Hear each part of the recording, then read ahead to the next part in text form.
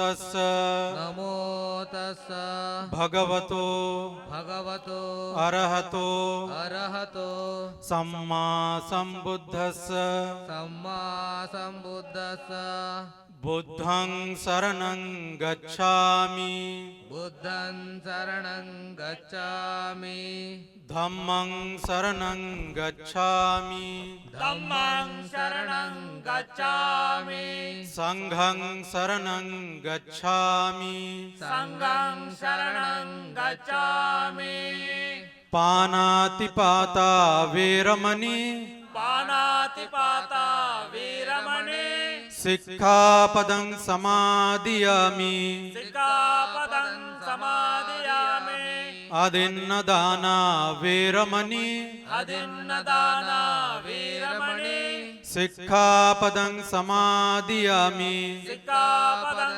समादियामि कामेषु मिच्छाचारा वेरमणि कामेषु मिच्छाचारा वीरमणि सिक्खापदं समादियामि सिक्खापदं समादियामि मूसावादा वेरमणि मूसावादा वीरमणि सिक्खापदं समादियामि सिक्खापदं समादियामि सुरामेरय मज्ज सुरामेरया मज्जा पमादट्ठाना वेरमणि पमादटाना वीरमणि सिक्खापदं समादियामि सिक्खापदं समादियामि साधु साधु साधु साधु साधु साधु ನಾನು ಮನುಷ್ಯರೆಲ್ಲ ಸಮಾನರು ಎಂಬುದನ್ನು ನಂಬುತ್ತೇನೆ. ನಾನು ಸಮಾನತೆಯನ್ನು ಸ್ಥಾಪಿಸಲು ಪ್ರಯತ್ನಿಸುತ್ತೇನೆ. ನಾನು ಬುದ್ಧರ ಅಷ್ಟಾಂಗ ಮಾರ್ಗವನ್ನು ಪಾಲಿಸುತ್ತೇನೆ. ನಾನು ಬುದ್ಧರ 10 ಪಾರಮಿತ ತತ್ವಗಳನ್ನು ಅನುಸರಿಸುತ್ತೇನೆ. ಬೌದ್ಧ ಧರ್ಮವೇ ಸದ್ದಮ್ಮ ಎಂಬುದನ್ನು ನಾನು ಸಂಪೂರ್ಣವಾಗಿ ನಂಬುತ್ತೇನೆ. ಈ ಹಿನ್ನೆಲೆಯಲ್ಲಿ ಬೌದ್ಧ ಧರ್ಮವನ್ನು ಸ್ವೀಕರಿಸುತ್ತಿದ್ದೇನೆ ಮತ್ತು ಇದರಿಂದ ನನಗಿಂದು ಮರುಜನ್ಮ ಪಡೆದಂತೆ ಆಗಿದೆ. यहाँ पर उपस्थित सभी उपासक उपासिका, खास करके कर्नाटक से आए हमारे सारे उपासक उपासिका जिन्होंने आज धम्म दीक्षा ली है, उन सबको शुभकामनाएं। तो आपने जब ये त्रिशन पंच लिया तो उसका महत्व के बारे में समझते हैं, क्योंकि आपने इस महत्व को समझा है, इसलिए मैं समझता हूं कि यहां तक आए हैं। और इसको और भी अच्छी तरह से समझने के लिए संक्षिप्त में मैं इतना बताना चाहूंगा कि बुद्ध यानी कौन है, धम्म यानी क्या है, संघ यानी क्या है, इन तीनों की शरण हम क्यों जाते हैं, इस बातों को अच्छी तरह से समझना चाहिए। तो बुद्ध हमारे लिए एक डॉक्टर के समान है ना। जैसे आदमी जब बीमार होता है तो जब बीमार होता है तो पहला काम क्या करता है, वो डॉक्टर की शरण में जाता है। और डॉक्टर की शरण में जाना है ना, डॉक्टर के प्रति समर्पित होना, डॉक्टर जैसा कहता है वैसे सुनने को तैयार होना। लेकिन उससे काम बनता है क्या? नहीं। उसके बाद फिर उसको और एक शरण में जाना पड़ता है। वो क्या है? वो है दवाई शरणम गच्छामि। दवाई की शरण में जाना पड़ता है, यानी दवाई जैसे लिख के दी है वैसे लेना पड़ता है। फिर तीसरा और एक शरण है, वो क्या है?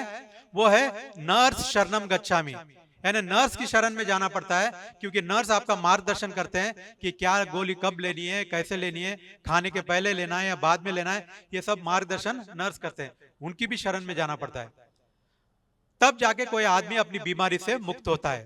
तो इस तरह से डॉक्टर की शरण में जाना है, दवाई की शरण में जाना है और नर्स की शरण में जाना है। क्यों?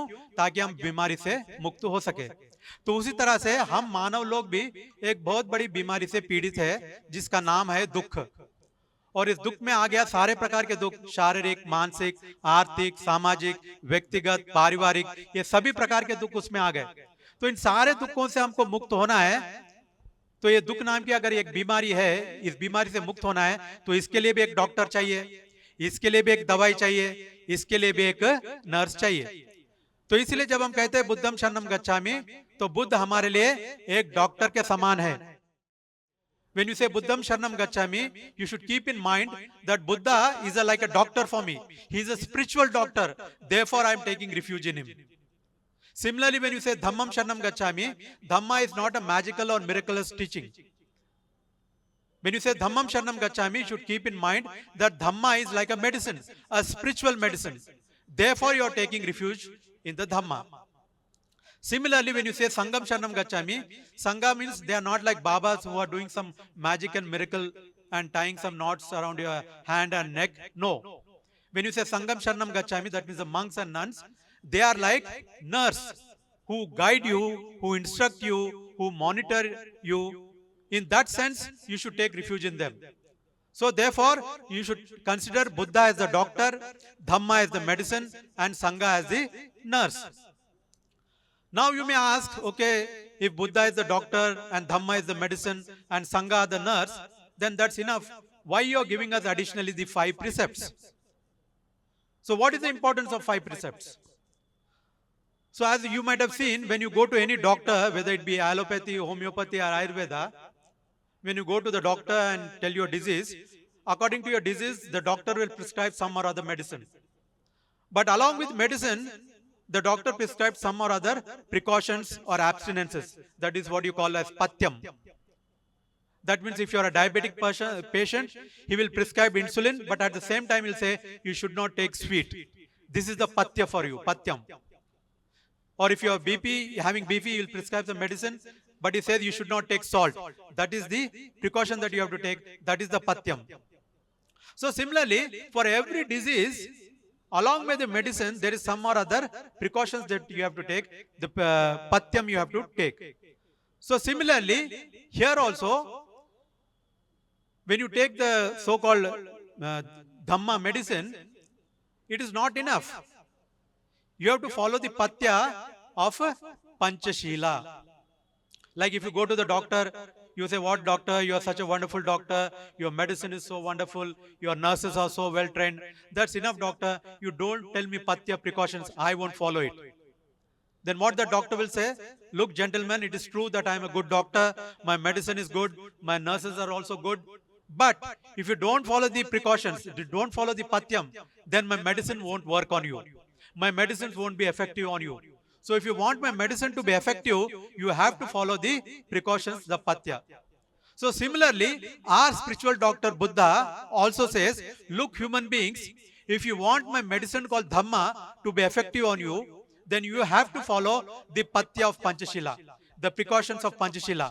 If you don't follow the Panchashila, then my Dhamma won't be effective.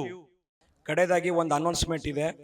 ನಾವು ನಿಮ್ನೆಲ್ಲ ಈ ಇಡೀ ಭಾರತನ ಕನೆಕ್ಟ್ ಮಾಡೋಕ್ಕೋಸ್ಕರ ಒಂದು ಪ್ಯಾನ್ ಇಂಡಿಯಾ ಅಂದರೆ ಎಲ್ಲ ಭಾರತಕ್ಕೂ ಕನೆಕ್ಟ್ ಮಾಡೋಂಥ ಒಂದು ಸೊಸೈಟಿನ ನಿರ್ಮಾಣ ಮಾಡ್ತಾ ಇದ್ದೀವಿ. ಇವತ್ತು ಅದನ್ನು ಅನೌನ್ಸ್ ಮಾಡ್ತಾ ಇದ್ದೀವಿ. ಅದು ಹೆಸರೇನಪ್ಪ ಅಂತಂದರೆ Ashoka multi state multipurpose cooperative society. ಇವತ್ತು ಪ್ರಾರಂಭ ಆಗ್ತಾ ಇದೆ, ಇವತ್ತಿಂದ. ಅರ್ಥ ಆಯ್ತಾ? ಇದು ಎಲ್ಲ ರಾಜ್ಯಗಳಿಗೆ ಕನೆಕ್ಟ್ ಆಗುತ್ತೆ. ನಿಮ್ಮೆಲ್ಲ ಬೆನಿಫಿಟ್, ನಿಮ್ಗೆ ಏನೇನು ಸಮಸ್ಯೆಗಳಿದೆ ಈ ಸೊಸೈಟಿ ಮೂಲಕ ನಾವು ಸಾಲ್ವ್ ಮಾಡ್ತೀವಿ. ಆಮೇಲೆ ಈ ಕರ್ನಾಟಕದಲ್ಲಿ ನಾವು ಚಾಮರಾಜನಗರ ಜಿಲ್ಲೆಯಿಂದ ಕಾರ್ಯಕ್ರಮಗಳನ್ನ ರೂಪಿಸಿದ್ದೀವಿ. ಚಾಮರಾಜನಗರ ಜಿಲ್ಲೆಯವ್ರ ಕೈ ಎತ್ತಿ. ವಾ, ಗ್ರೇಟ್. ಅರ್ಥ ಆಯ್ತಾ? ಸೊ ಹಾಗಾಗಿ ಈ ಸೊಸೈಟಿ ಉದ್ದೇಶ ಏನಪ್ಪ ಅಂದರೆ ಸ್ಕೂಲು, ಕಾಲೇಜ್ಗಳು ಮತ್ತು ಫೈನಾನ್ಷಿಯಲ್ ಇನ್ಸ್ಟಿಟ್ಯೂಷನ್ನ ಪ್ರಾರಂಭ ಮಾಡೋದು. ಇದು ದೇಶಾದ್ಯಂತ ಇದು ಕನೆಕ್ಟ್ ಆಗಿರುತ್ತೆ. ದಯವಿಟ್ಟು ಇದನ್ನ ನೀವು ನಿಮ್ಮ ಜಿಲ್ಲೆಗಳಲ್ಲಿ ಬರ್ತದೆ. ಇದು ಮೆಂಬರ್ಶಿಪ್ಗೆ ಫಾರಮ್ ಮಾಡ್ತೀವಿ. ಒಂದು ನಿಮಿಷ ಸರ್, ಪುರುಷೋತ್ತಮ್ ಸರ್, ಒಂದು ನಿಮಿಷ ನೀವು ಇರಬೇಕಿಲ್ಲಿ, ಹೋಗ್ಬಾರ್ದು. ಸೊ ಹಾಗಾಗಿ ನೀವೆಲ್ಲ ಇದಕ್ಕೆ ದಯವಿಟ್ಟು ಕನೆಕ್ಟ್ ಮಾಡಿ. ಇದ್ರ ಮೆಂಬರ್ಶಿಪ್ನ ನಾವು ಹೇಳ್ತೀವಿ. ಇನ್ನೊಂದು ಅಲೋಕ ಟ್ರಸ್ಟ್ ಅಂತ ಇದೆ, ಅದಕ್ಕೆ ನೀವು ಎಲ್ಲ ಮೆಂಬರ್ ಆಗಬೇಕು. ಅದಕ್ಕೆ ತಿಂಗಳಿಗೆ 50 ರೂಪಾಯಿ ಕೊಡಬೇಕು. ಕೊಡ್ತೀರಾ 50 ರೂಪಾಯಿ? ಮೆಂಬರ್ಶಿಪ್ ಕೂಡ ಡ್ರೈವ್ ಮಾಡ್ತೀವಿ ನಾವು. 1 ಲಕ್ಷ ಯಾರು ಒಂದು ಜಿಲ್ಲೆನಲ್ಲಿ ಮಾಡ್ತಾರೆ ಅವ್ರಿಗೆ ಇಮಿಡಿಯೇಟ್ ಆಗಿ ಒಂದು ಸ್ಕೂಲ್ ಸ್ಯಾಂಕ್ಷನ್ ಮಾಡ್ತೀವಿ. 1 ಲಕ್ಷ ಮೆಂಬರ್ಶಿಪ್ ಯಾರು ಮಾಡ್ತಾರೆ ಅವ್ರಿಗೆ ಒಂದು ಸ್ಕೂಲ್ನ ಸ್ಯಾಂಕ್ಷನ್ ಮಾಡ್ತೀವಿ. ಹಾಗೆ ಕಾಲಕ್ರಮೇಣ ಒಳ್ಳೆ ಒಳ್ಳೆ ಕೆಲಸನ ಮಾಡೋಣ. ನಾವೆಲ್ಲ ಸಂಘಟಿತರಾಗಿರೋಣ. ಹೌದಾ ಇಲ್ವಾ? ನಾವು ಬಹಳ ಎಲ್ಲರೂ ಕೂಡ ಅರ್ಥ ಮಾಡ್ಕೊಳ್ಬೇಕಾಗಿದೆ.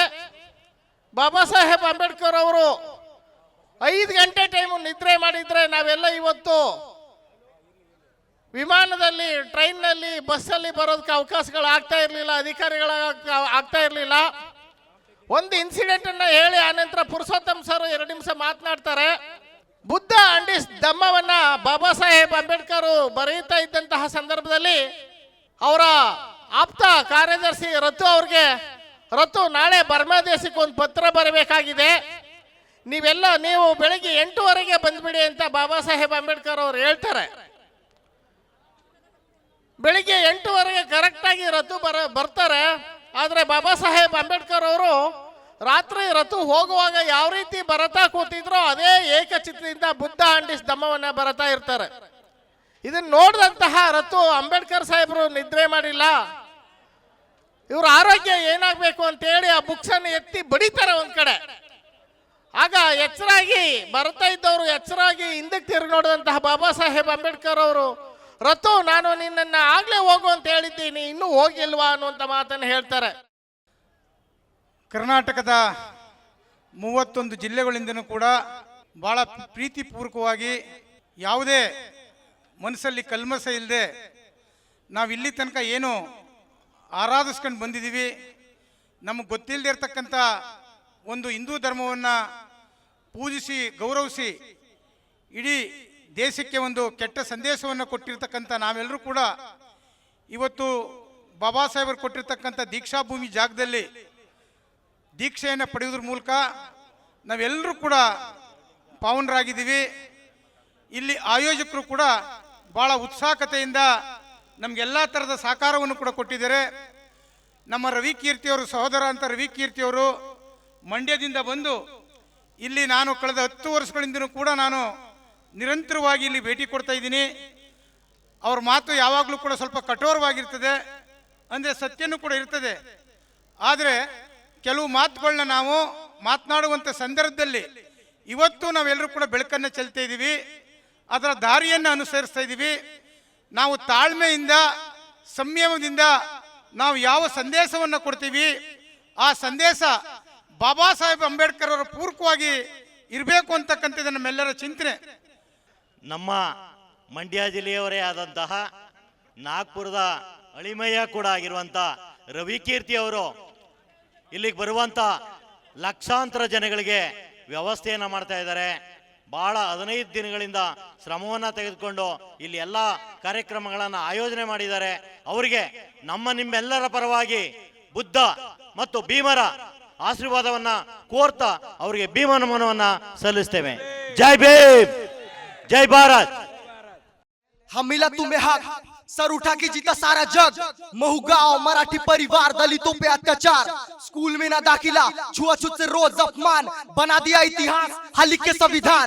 हाली का संविधान हक मिला एक समान, कोई बोले फिलोसोफर कोई बोले भगवान।